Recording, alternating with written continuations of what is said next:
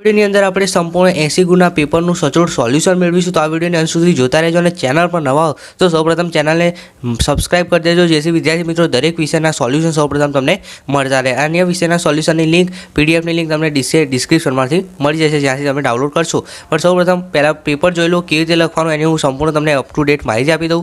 વિભાગ એ છે 16 માર્ક્સનું છે, બરાબર। પહેલાં 1 થી 16 હેતુલક્ષી પ્રશ્નો છે। આપણે પહેલાં જોઈએ તો પહેલાં ખરા ખોટા છે। पहलो प्रश्न है शून्योत्तर समय संख्या ने असमय संख्या वडे भागता भागफळ असमय संख्या मळे तो विधान केवुं छे? साचुं छे। तो पहेलुं आवशे साचुं। त्यारबाद बीजो प्रश्न है प्रथम 4 अयुग्मित संख्याओनो मध्यक 4 छे तो ये विधान पर साचुं छे। त्रीजो प्रश्न घन पदार्थ ने आकार माप अने स्थान होय छे तो घन पदार्थ ने आकार होय, माप होय अने स्थान पण होय तो विधान केवुं छे? साचुं छे। त्यारबाद चौथुं है याम समतल में तृतीय चरण में आपेल बिंदुना बंने याम धन होय तो तमने आ याद होवुं जोईए। आ पहलुं चरण, आ बीजું चरण, ત્રીજું અને ચોથું। તો આ જે નીચેના બે ચરણો છે કેવું હોય છે? ઋણ હોય છે, જ્યારે ઉપરના બે કેવા હોય છે? ધન હોય છે। જ્યારે અહીંયા શું કીધું છે કે બંને યામ ધન હોય છે, અહીંયા શું હોવું જોઈએ? ઋણ આવવું જોઈએ, એટલે વિધાન કેવું છે? ખોટું છે। ખબર પડી ગઈ? તો પહેલું, બીજું અને ત્રીજું સાચું છે, જ્યારે ચોથું વિધાન ખોટું છે। હવે વિદ્યાર્થી મિત્રો આગળ જોઈએ પ્રશ્ન નંબર 5, જેમાં હવે વિકલ્પો શરૂ થાય છે, બરાબર। તો પહેલો પ્રશ્ન છે જો બહુપદી p ઓફ x માટે p બરાબર 7 લઈએ, બરાબર, p ઓફ 7 બરાબર 0 લઈએ તો એક અવયવ કયો થશે? બરાબર, તો અહીંયા જવાબ શું આવશે? x - 7, ઓપ્શન એ આવે। ક્લિયર? ચલો छठो प्रश्न જોઈએ। बराबर चीपेला 52 पदाना ढगमां એટલે 52 पदा છે એમાંથી એક પત્તું પસંદ કરતા તે ચિત્ર સિવાયનું હોય। હવે ચિત્ર સિવાયનું હોય તો એવા કેટલા પત્તા બને અને એની સંભાવના કેટલી થાય? તો 10/13, ઓપ્શન બી આવશે। શું આવશે વિદ્યાર્થીઓ? 13/10। ઓકે, 10/13 એટલે ઓપ્શન બી। ક્લિયર? ચલો આગળ જોઈએ પ્રશ્ન નંબર 7। સ્ક્રીન પર તમે જોઈ શકો છો કે 1 થી 20 સુધીની પ્રાકૃતિક સંખ્યાઓમાં 3ની ગુણિત હોય, बराबर, तेवी संख्यानो मध्यक शोधवानो छे। बराबर, तो एनो मध्यक केटलो थाय? 10.5 थशे। ऑप्शन डी आवशे। शुं आवशे? Option D. क्लियर?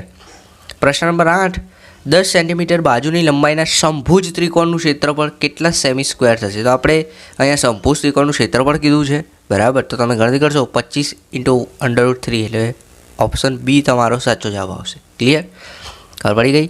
ચલો હવે આગળ આપણે ખાલી જગ્યાઓ જોઈ લઈએ। तो खाली जग्याओनी अंदर विद्यार्थी मित्रों स्क्रीन पर तमे जोई शको छो प्रश्न नंबर 9। तो एमां तमने आ रीते कंईक आप्युं छे, बराबर। तो ए शानो वर्ग थशे? तो आनो जवाब केटलो थशे विद्यार्थी मित्रों? सादुं रूप आपशो तो आनो जवाब 4 मळशे, पण अहींया एम कीधुं छे वर्ग। तो 4 कोनो वर्ग छे? 2 नो। तो आपणे खाली जग्यामां जवाब शुं लखवानुं? 2। क्लियर? खाली जग्यामां 2 आवशे। ओके, आगळ जोईए 10मो प्रश्न। जे बहुपदीनी घात 2 होय ते बहुपदीने खाली जग्या कहेवाय तो ए बहुपदीने शुं कहेवाय? द्विघात। एकदम सिंपल, द्विघात बहुपदी। 3 होय तो परीक्षामां तमने 3 पूछे तो जवाब शुं लखवानो? त्रिघात। खबर पड़ी गई? एकदम सहेलुं छे। चलो 11मो प्रश्न। प्रथम 5 विभाज्य संख्याओना मध्यस्थ खाली जग्या थाय तो प्रथम 5 विभाज्य संख्यानो मध्यस्थ केटलो थशे? 8। क्लियर? 12मो प्रश्न है याम समतल में बिंदु -5, 2, 1 खाली जग्या चरण में है तो क्यु चरण आवशे? ऋण धन माटे द्वितीय चरण। क्यु आवशे? द्वितीय। ओके विद्यार्थी मित्रों, विडियो गमतो हो तो लाइक करजो, सब्सक्राइब कर देजो।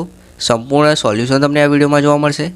હવે આગળ તમે જોઈ શકો છો ટૂંકા પ્રશ્નો છે, જેની અંદર પ્રશ્ન નંબર 13 0, 6 બિંદુ યામ સમતલમાં કયા અક્ષ પર છે? તો કયા અક્ષર પર હશે?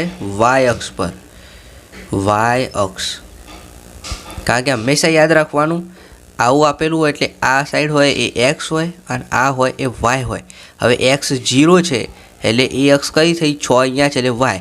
જો અહીંયા આ રીતે હોત 6, 0 આ રીતે લખ્યું હોત તો જવાબ શું આવશે? એક્સ અક્ષ। पर अहींया शुं आवशे? आ रीते लख्युं छे एटले वाय अक्ष। बराबर, एकदम सहेलुं छे, हुं तमने एकदम सरल रीते समजावीश। 14मो प्रश्न। जो x + 2.7 અને 2x - 1.7 एक ज बिंदु होय तो x बराबर शुं थशे? तो सिंपल x बराबर 3 आवशे। ऑप्शन ઓકે, કેટલા આવે? 3. હવે 15મો પ્રશ્ન જોઈએ. સમાંતર બાજુ ચતુષ્કોણના ક્ષેત્રફળનું સૂત્ર તો દરેકને આવડે. પાયો ગુણ્યા પાયોને અનુરૂપ વેદ. શું થાય? પાયો ગુણ્યા અનુરૂપ વેદ. પાયો ગુણ્યા વેદ, એકદમ સહેલું. ક્ષેત્રફળનું સૂત્ર છે. પાયથાગોરસ એ કોનો વિદ્યાર્થી હતો? બરાબર, તમને પાયથાગોરસ એ કોનો વિદ્યાર્થી હતો એ પણ ખબર હોવી જોઈએ. તો કોનો આવશે? થેલસનો. બરાબર, ચોપડીમાં આપ્યું છે. દરેક વિદ્યાર્થીને નહીં ખબર હોય, જેને ધ્યાનથી વાંચ્યું હશે એને ખબર હશે. થેલસનો હતો. ક્લિયર? હવે આગળ જોઈએ વિભાગ બી. તો વિભાગ બીની અંદર 2 ગુણના પ્રશ્નો છે. બરાબર, ટોટલ 10 પ્રશ્નો છે, એટલે વિભાગ બી કુલ 20 માર્ક્સનું થશે. તો 17મો પ્રશ્ન સ્ક્રીન પર તમે જોઈ શકો છો. 12 સેન્ટીમીટર વ્યાસવાળા અર્ધગોલકનું ઘનફળ શોધવાનું છે. પાઈની કિંમત 3.14 છે. ત્યારબાદ 18મો છે, જેની અંદર એક્સની કિંમત શોધવાની છે. 19મો એકદમ સહેલો છે, સાદુરૂપ આપવાનું છે. બરાબર, આગળ પછી 20મો પ્રશ્ન છે, તમે સ્ક્રીન પર જોઈ શકો છો. એમાં અથવામાં છે, શેષવાળો છે, અને અથવા આ પ્રશ્ન વયો પાડો એ પ્રશ્ન તમે લખી શકો છો. બરાબર, સોલ્યુશનની પીડીએફની તમને નીચે ડિસ્ક્રિપ્શનમાં લિંક આપી છે, ત્યાંથી મળી જશે.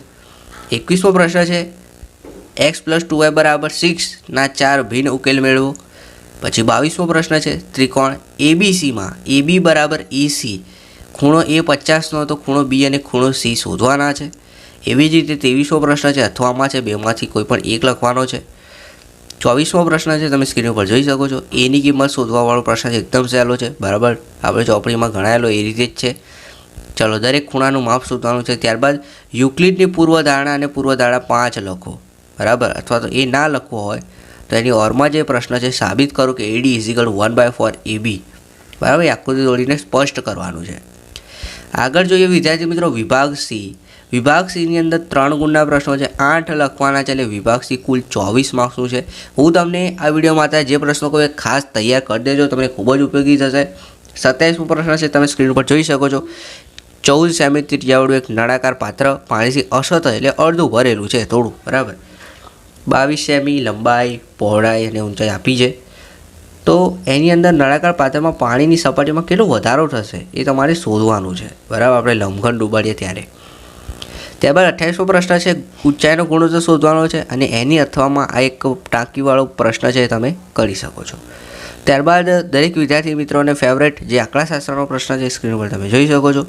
બરાબર, અને સંભાવના તો દરેક વિદ્યાર્થીને આવડતું જ હશે. 29મો પ્રશ્ન સંભાવનાનો છે. એક પરીક્ષામાં 50 વિદ્યાર્થીઓ મેળવેલા ગુણ આપેલા છે. બરાબર, તો 40થી ઓછા હોય તેની સંભાવના. તો 40થી ઓછા હોય એવા કેટલા છે? તો 12 + 3 15, એટલે 15 ભાગ્યા કુલ વિદ્યાર્થીઓ કેટલા છે? તો 50. બરાબર, તો 15 ભાગ્યા 50. આની સંભાવના આ રીતે થશે.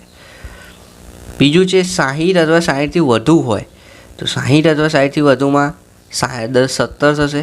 ટોટલ વિદ્યાર્થી 50, એટલે આ રીતે જવાબ આવશે 17 ભાગ્યા 50. ઓકે, આ સંભાવના બતાવી. ત્યારબાદ આવૃત્તિ વિતરણનો એક છે અને એક મધ્યક શોધવાવાળો દાખલો છે. બરાબર, ખાસ તૈયાર કરી દેજો, ચોપડીમાં આપેલો જ છે. ત્યારબાદ એક ત્રિકોણાકાર પ્લોટની બાજુ આપી છે. બરાબર, એનું ક્ષેત્રફળ શોધવાનું છે. સેમ 32મો પ્રશ્ન પણ તમે સ્ક્રીન ઉપર જોઈ શકો છો, તમારે સાબિત કરવાનું છે. બરાબર, 33મા પ્રશ્નની અંદર પૂછ્યું છે કે એક જ પાયા ઉપર આવેલા અને 2 સમાંતર રેખાઓની જોડની રેખાઓ વચ્ચે આવેલા 2 ત્રિકોણના ક્ષેત્રફળ સમાન હોય છે તેમ સાબિત કરવાનું છે. ક્લિયર?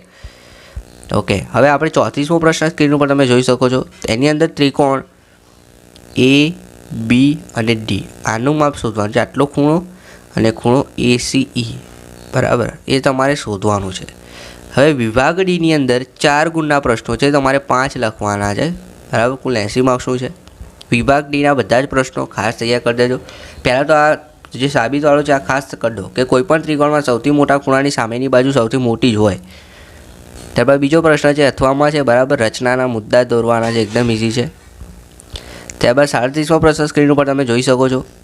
ચક્રીય ચતુષ્કોણના સામસામેના ખૂણાની પ્રત્યેક જોડનો સરવાળો 180 થાય સાબિત કરવાનું છે, એકદમ ઇઝી. 4 માર્ક્સ રોકડા મળે એવા છે. અને આ બીજું એક સાબિતી છે, આ ખાસ તૈયાર કરી દેજો કે જો કોઈ ચતુષ્કોણની સામસામેની બાજુની પ્રત્યેક જોડની બાજુઓ સમાન હોય તો તે ચતુષ્કોણ સમાંતર બાજુ ચતુષ્કોણ છે તેમ સાબિત કરો. ત્યારબાદ છેલ્લો દાખલો જે છે એ એમાં પણ તમારે સાબિતી કરવાની છે. બરાબર, એટલે મોસ્ટ ઓફ વિભાગ ડીની અંદર સાબિત કરવાના પ્રશ્નો આવશે.